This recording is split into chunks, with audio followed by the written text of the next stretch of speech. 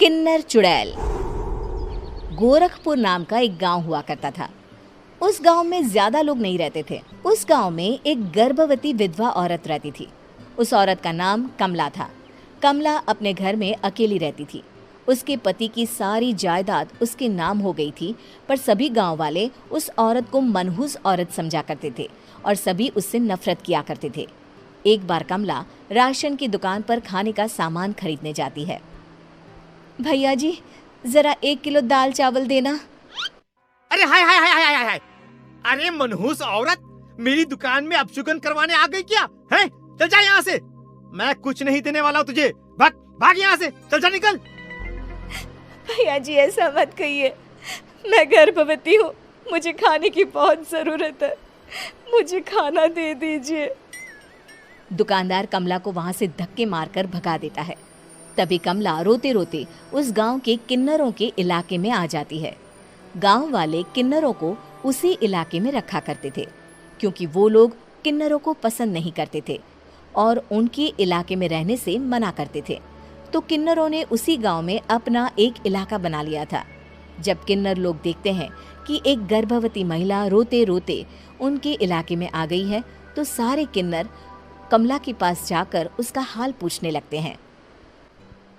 क्या हुआ बहन, तुम्हारी गर्भवती अवस्था में इतनी बुरी हालत कैसे? तुम रो क्यों रही हो? तुम डरो मत, हम तुम्हें कोई नुकसान नहीं पहुंचाएंगे। तुम शांत होकर सब बताओ कि हुआ क्या है। मैं कमला हूँ। मैं गांव के दूसरे इलाके से आई हूँ। 2 महीने पहले ही मेरे पति की मौत हुई है। मुझे गांव के लोग मनहूस मानते हैं, क्योंकि मैं विधवा हूँ और गर्भवती भी। वहाँ के लोग मुझे खाने के लिए कुछ बेचने के लिए भी तैयार नहीं, जिससे मेरा गुजारा नहीं हो रहा था। कोई बात नहीं कमला, हम तुम्हारा ख्याल रखेंगे। किन्नर लोग कमला को एक खाली घर में रहने के लिए जगह दे देते हैं और उसकी देखभाल भी करते हैं। कुछ ही महीने बाद कमला अपने बच्चे को जन्म देती है, पर अफसोस, कमला बच्चे को जन्म देते ही अपनी जान गंवा देती है। जब सब किन्नर बच्चे को देखते हैं तो बहुत खुश हो जाते हैं, क्योंकि वो बच्चा भी किन्नर ही था। कमला ने एक किन्नर बच्चे को जन्म दिया था। अब इस बच्चे की देखभाल कौन करेगा? हम तो इस बच्चे को गांव के दूसरे इलाके में भी नहीं भेज सकते। और तो क्या हुआ, इस बच्चे की माँ नहीं रही तो हम इसे पालेंगे। अब ये हमारे इलाके में रहेगा, हमारे साथ रहेगा। फिर वो किन्नर उस किन्नर बच्चे को गोद ले लेते हैं, उसका नामकरण कराते हैं। उस किन्नर बच्चे का नाम शक्ति रखा जाता है।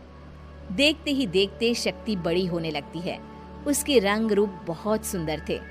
वो बहुत सुंदर किन्नर दिखती है।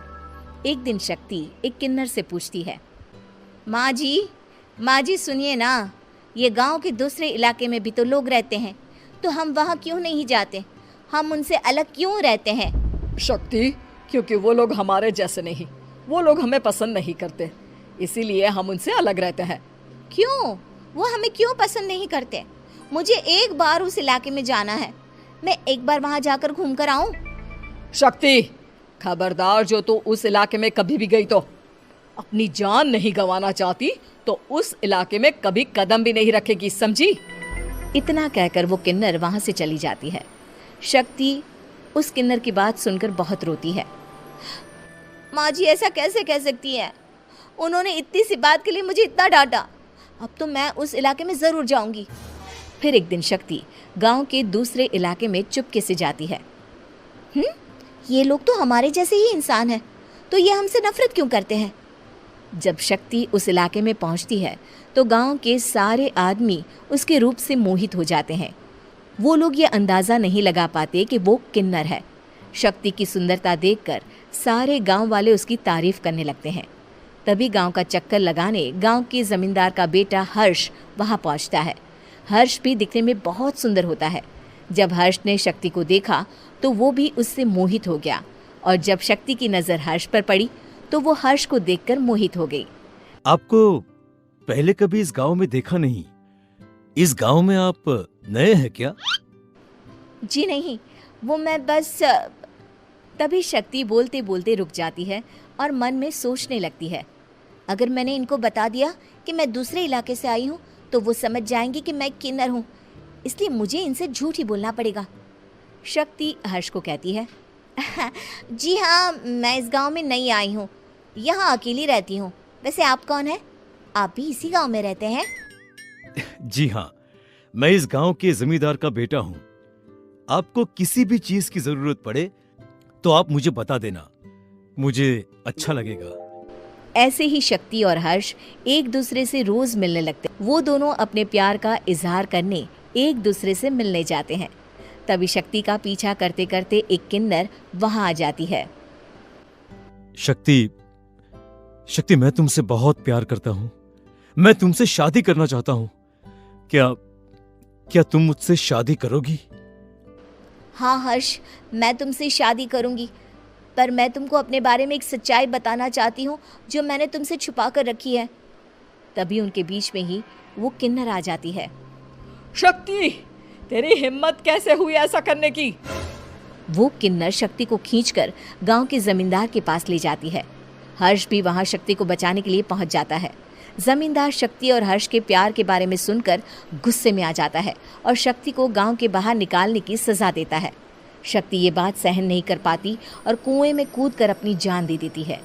जमींदार हर्ष की शादी गांव की एक लड़की से करवा देता है, पर हर्ष इस शादी से खुश नहीं होता। शक्ति अपना बदला लेने के लिए मरने के बाद किन्नर चुड़ैल बन जाती है। अब मैं इन गाँव वालों को नहीं छोड़ूंगी, अब इनसे मैं अपने प्यार का बदला लूंगी। किन्नर चुड़ैल गांव वालों को परेशान करना शुरू कर देती है। एक बार वो रात को गांव के खेतों में पहुंच जाती है और वहां आग लगा देती है। सारी फसल जल के राख हो जाती है। जब एक आदमी रात को उठकर देखता है कि खेत में आग लग गई है तो वो वहां पहुंच जाता है। वो देखता है कि खेतों के बीचों बीच एक किन्नर चुड़ैल खड़ी है और वहां खड़े होकर ताली बजा रही है। गांव वाला किन्नर चुड़ैल को देखकर बेहोश हो जाता है। जब सुबह उस आदमी को होश आता है तो वो सीधा जमींदार के पास जाता है। अरे जमींदार साहब, अरे वो किन्नर चुड़ैल ने मेरी सारी फसल जला दी। अब मैं क्या करूंगा? क्या होगा मेरा? जमींदार चुड़ैल किन्नर का नाम सुनते ही सब कुछ समझ जाता है। अब वो बहुत डर जाता है। उसी रात को जब जमींदार डर के मारे अपने कमरे में सो नहीं पाता, तभी वहां अचानक से किन्नर चुड़ैल आ जाती है। किन्नर चुड़ैल जोर जोर से जमींदार के आगे खड़ी होकर हंसने लगती है और ताली बजाने लगती है।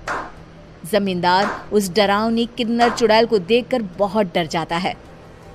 तूने मेरे साथ बहुत बुरा किया, अब मैं तुझे जान से मार दूंगी।